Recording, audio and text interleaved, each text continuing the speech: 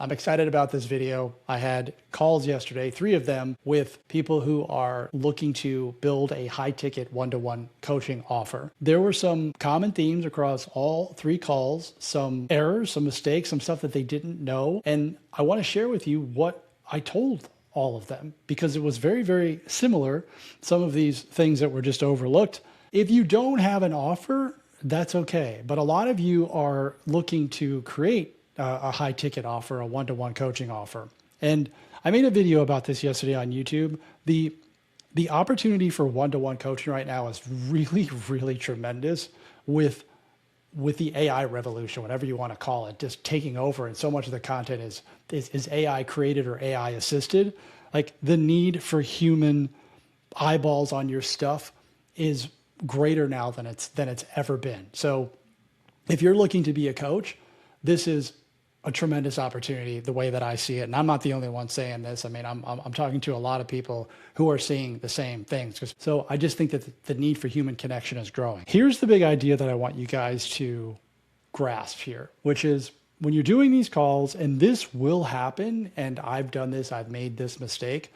If you're helping someone on a call and you're having a conversation and they inevitably ask you about your offer, like, hey, tell me what you got, show me the goods, then the last thing you want to do is actually show them what you have. That's the mistake. Don't do that. Don't ever do that.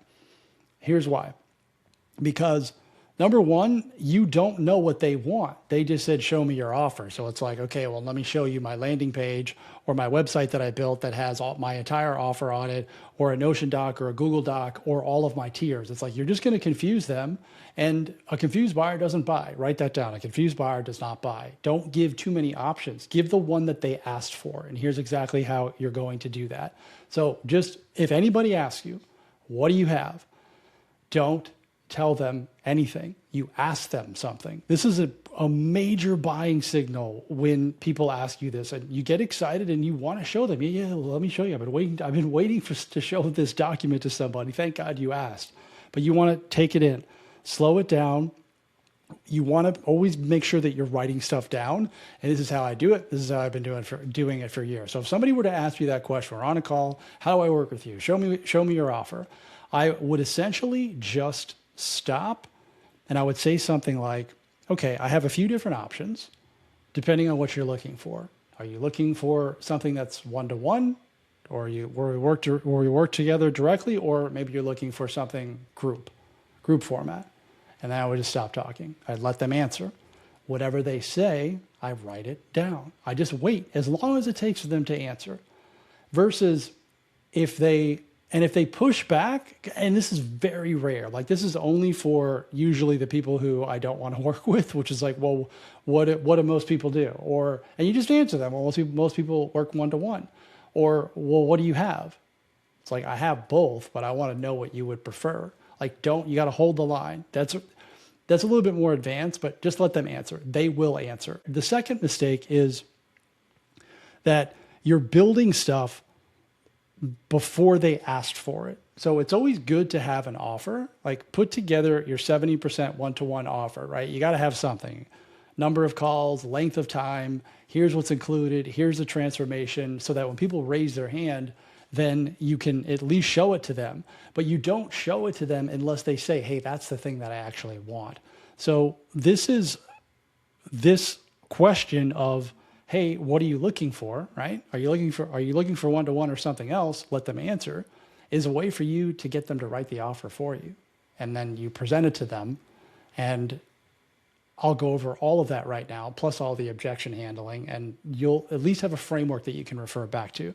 So let's just say they say one-to-one. Okay, I would write it down. I literally have my pen down. All right, one-to-one. Okay, then I want to know what the frequency is. Okay, how often would you want to meet? Would you want to meet weekly, every other week? And just wait. And if they're stuck and they're not really sure, I say usually most people find once a week gets it done. And you can also lean towards your offer, right? You can lean towards what you've already written, but don't force them into that box if they don't want to go there. Like maybe they'll say, well, I only want to meet 2 times a month. Okay, now you have the frequency, how often you're meeting. How long is the call? How long do you think you need each session to be? 30 minutes, an hour, like give them an option and then let them answer. If they're stuck, you can suggest 30 minutes. That's usually plenty of time for a weekly call, and that's what I do. So I like to shrink the time and then go longer if, you know, we're in flow. Like a 30-minute call could become 40 minutes if my calendar's open. If you do an hour, they're going to expect an hour. And I can tell you from coaching people for years, an hour is usually too long and you're going to end the call earlier anyways. So 30 minutes is plenty if you pre-frame the call and people show up prepared, right? After you get the time length, then it's okay. How long do you need? How long, you know, in terms of the program, 30 days, 90 days, wait, what are you looking for? Let them answer. Again, if they're stuck, if they ask you, you can just suggest. Usually it's 90 days. Usually it's somewhere between 3 and 4 months, depending on what you're offering them. If you can give people a faster result, then do that. But don't make the time frame longer because you think that's more valuable. People make this mistake all the time. They think that the value in the offer is how often you meet and how long you meet. So, well, if I offer a coaching program that's 16 weeks and we meet an hour every single week, well, that's worth more than if I meet with somebody 2 times for 30 days. Well, if I meet with someone for 2 times, 30 days, and they make $10,000 versus 16 weeks, 1 hour per week, and they make $1,000, which offer are you taking? Which offer is more valuable and which one can you charge more for? So it has very little to do with the amount of time that you're putting in versus the result that you're getting them or what you're helping them avoid, the transformation that you're going through. So it's easy to equate stuff in dollars, but it's also easy to how fast they're going to get the result. That's what people pay for. Like, I want it now. I wanted it yesterday. So if your offer is related to time, then shrink the time down as low as possible and do not be afraid to charge more money. It is not about the amount of time that you spend with them. It is what you get for them. All right. So I went a little bit sidebar there, but that's really important. So they tell you the time frame. Let's just say they say 90 days. Okay. So now you have that. Last question. This is the money question. Okay. So at the end of the 90 days, what do you want to be true? Which is basically their result, their transformation. And I'll give you an example. So if I ask that for someone in the mastermind or mindset school, they might say, well, I want my first paid client, or I want to have my school community up and running and have my first, 20 members in there. I would just write that down and then I would just give it back to them. Okay. So you write everything down. Okay, great. This is really helpful. just so I have this right, you want to meet once a week, 30 minutes for 90 days. And at the end of that, you want to have your first paid client. Did I get that right? Anything I miss? 2 things happen when you do that. Number 1, you listened to them and they feel heard. They've just built their own offer. You're about to sell it back to them, okay? They literally wrote the offer for you.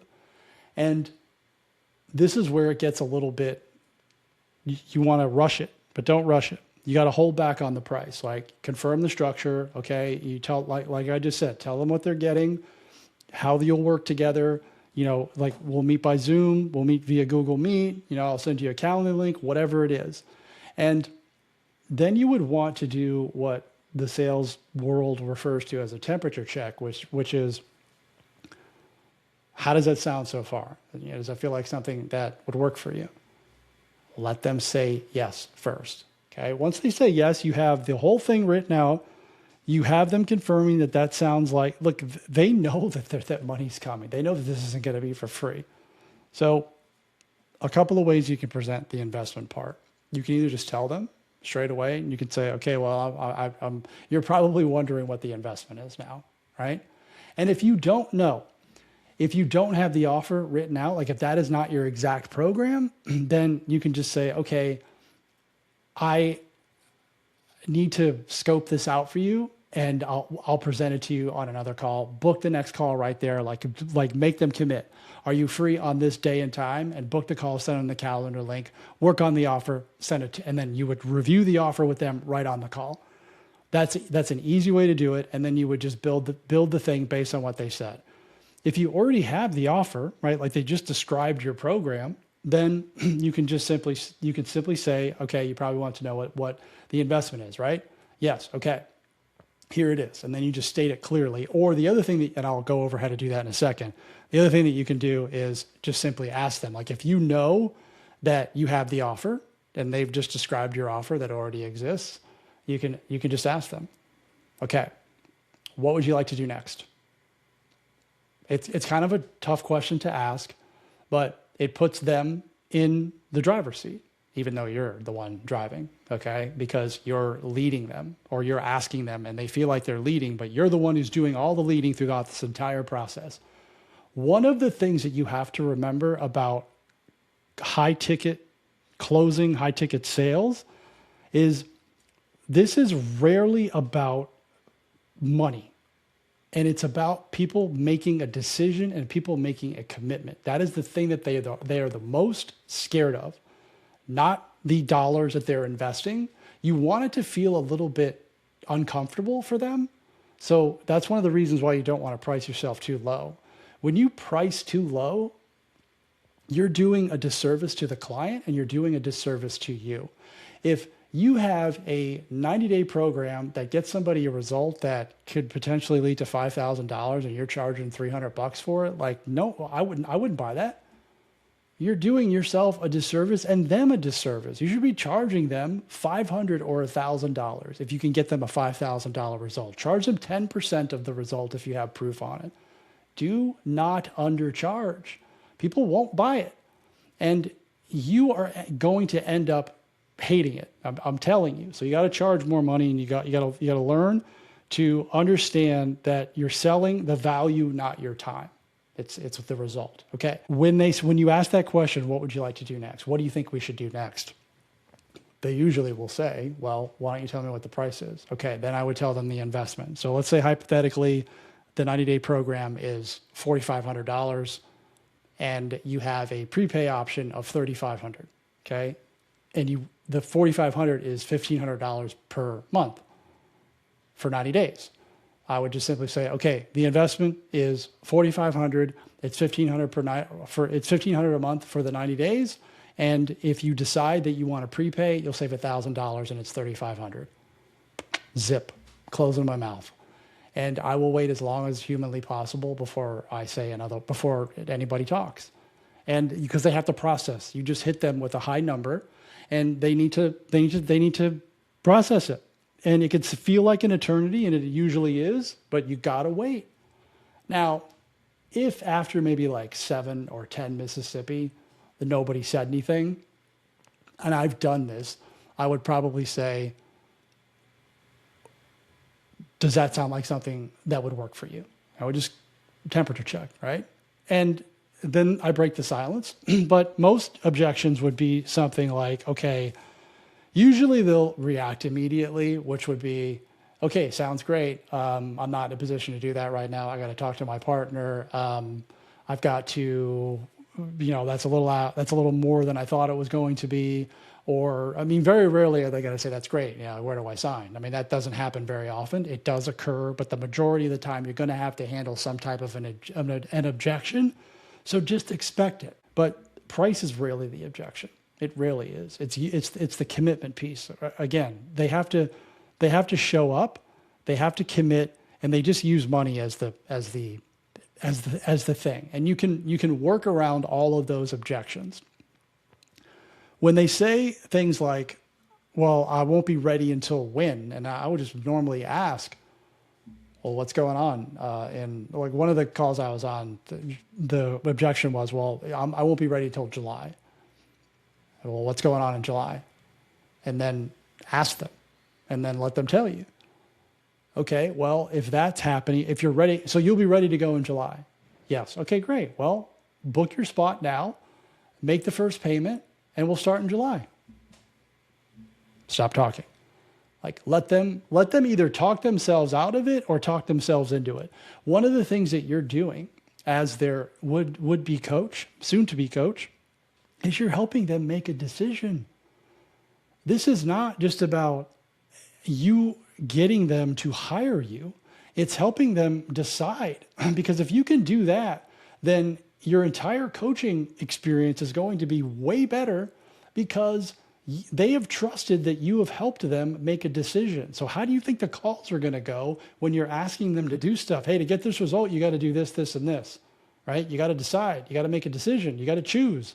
You can't have, when I'm talking to my clients, I'm like, you can't have 5 ideas. You got to pick one. You can't be on 5 different platforms. You got to pick one. Well, that trust is established. Well, it's established on YouTube, but it's further supplanted when I help them make the decision on the call, right? And I don't use like the tricks where, hey, what's your life going to look like in 6 months if you don't do this? It's like they have to decide that for themselves, right? I'm looking for the people who are like 90% there, 85% there, and I don't need to convince people. I just need to lead them, right? It's like okay, well, there's an answer for everything. So that's why I do the temperature checks. Like, this works for you. Yes, this sounds great. This would work for me. And on the money piece, there's really no better way to handle this that I've seen, and it works very, very well, which is you paint the picture, which is, okay, I would say, all right, Ryan, I'm just making up that name. You want to do this, right? You're ready. You said you'd be good to go. The investment, or you said you'd be good to go, and you've got this. You're just not ready, or whatever they said, right? They didn't give the money objection per se. If you had the $3,500 right now, and you had total approval from your partner, and you'd have to ask anybody's permission, would you be in? Would you do it? Usually they'll answer yes to that. If they answer yes, then you know pretty much for certain that money is the issue. It's like you can overcome that. You can do buy now, pay later options. You can work out a payment plan, and then you just have to have a really honest conversation with them. Okay? Because they just said, your price is worth it to me. I just need flexibility in the price. So you don't lower the price. You either work out a payment plan with them or you take stuff away. You downsell them into something else. So instead of meeting once per week, maybe you meet twice per week. And then all of a sudden when you do that, they might say, well, no, I want that. I want the 4 calls. But if you took away 2 of the calls per month, that you worked out something else. Just don't, and it doesn't have to be perfect. It can be totally messy, but just do your best to relax and work through the process and help them make the decision. And honestly, if I got that far with somebody, I would do it for as long as it would take. Like, I've literally been on calls with people where they were, working through some of the payment options that I have and doing it. And I'm just waiting. And I'm just making sure that they sign up because I don't want them to undecide once they get off, right? So work with them. Like, you've done all that work you've gotten so far. Like, don't let them get off and think about it. Just don't let them do that. I mean, sometimes they will, but you have to understand that when they're ready like that, they're never going to be more ready. So do it right then and there. Send a payment link, create a payment option in your school classroom, a one-time payment option so that they can pay the down payment, right? I can't do $1,500 for the first month. It's like, okay, well, what could you do? This is how I work a lot of my payment plans. If they don't qualify for one of the buy now, pay later options. And buy now, pay later is basically a tool like Klarna, Afterpay.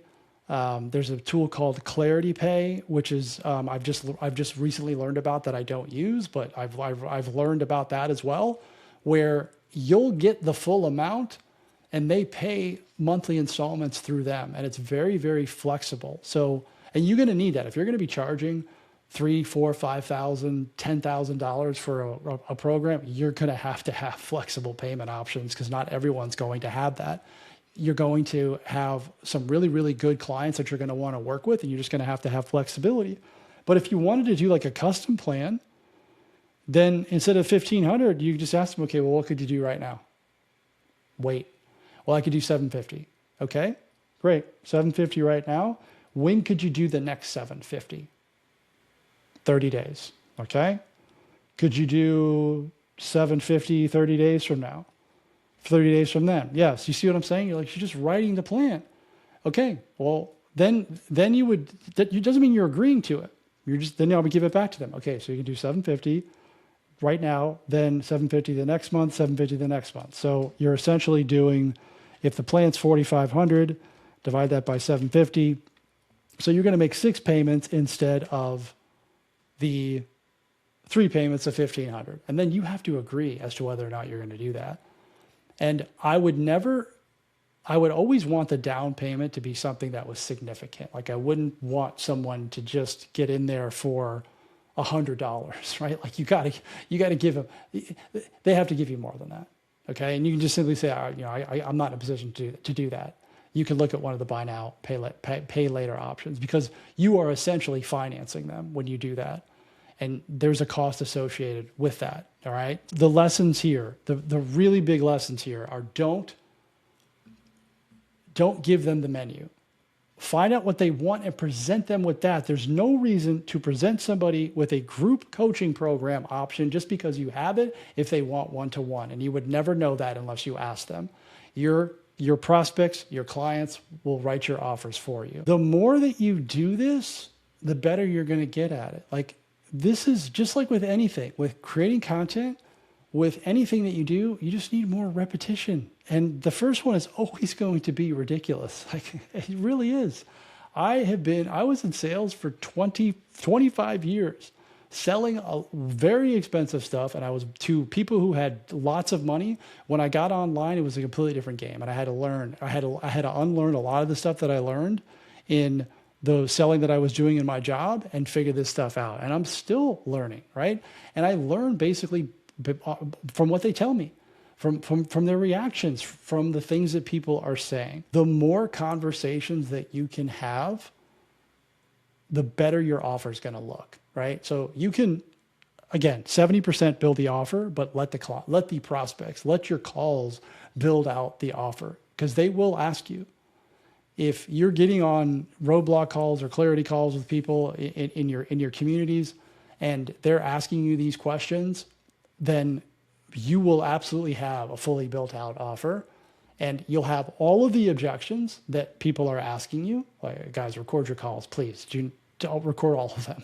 You'll have all of the objections, and you'll be able to rehearse and practice what to say. So when somebody talks about having to talk to their partner, or the timing's not good, or the investment, whatever it is, you know it's coming and you know what to say. And you're saying the same stuff over and over again. And you can do it in a way and find a way that feels authentic to you. Like I'm giving you my frameworks. You got to find a way that feels good to you. Because again, my whole thing is sell without selling. Like none of that I just went through was selling. They came to me, they came to you, and you're just helping them make a decision, right? Now, and there's so much value in that, because they can't decide. They want to work with you. A lot of the times they know what your offer is, and they just can't get to the point of making a decision. All right, hope that was helpful. Any questions, leave them in the thread. Go do more calls.